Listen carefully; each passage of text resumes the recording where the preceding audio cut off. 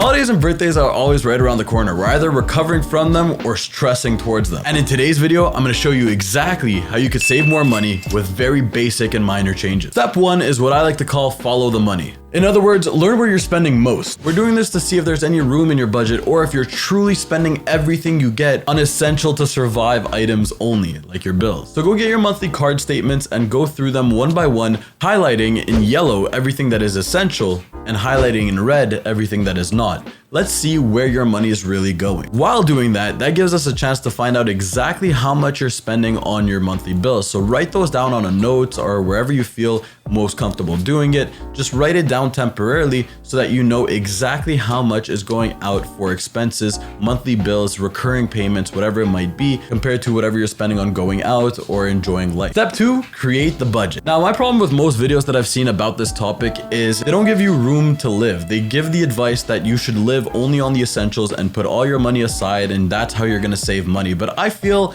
like you probably want to enjoy your life too. You probably don't want to suffer. You probably want to go out once in a while. You might want to travel, whatever it might be.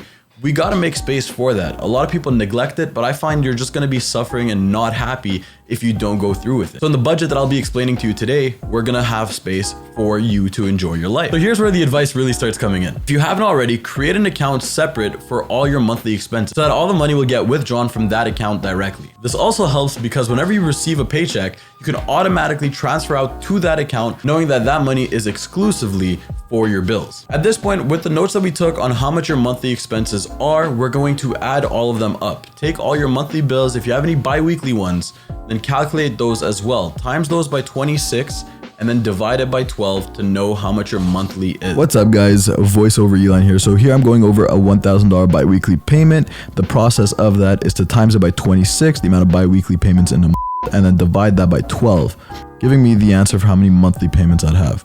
Here to my personal example, I get paid each week 52 times in a year. If it's bi-weekly, then 26 times. So the final number, your yearly payments, the monthly expenses times 12, you're going to divide that by how many times you get paid. In my example, it's 52 because it's each week. For you, it might be 26, 12, depending how often you get paid. I tried to simplify that as much as I can. If you have any questions, please comment it down below and I'll do my very best to answer as fast as I possibly can.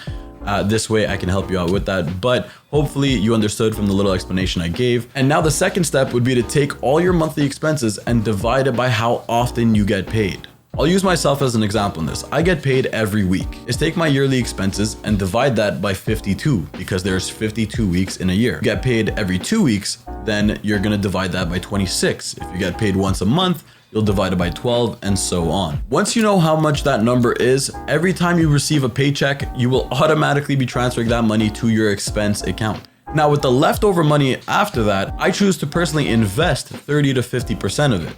However, that all depends on how much you really have left over. Some people might have less, some people might have more, but at least now you know where you're standing with your money. However, if you do have any debts or payments that are due, I recommend paying those off before investing. And I'll actually be making a video on how to get out of debt faster in the near future. So if that's something that you're interested in, something that you look forward to, please hit that subscribe button and turn notifications on so you won't miss it. Finally, with the remaining balance after either investing or paying off debts or whatever you had to do with it, the rest of the money is your fun money. That's the money you can use to go out, go to dinner, do whatever you'd like, and that's the money you could really enjoy.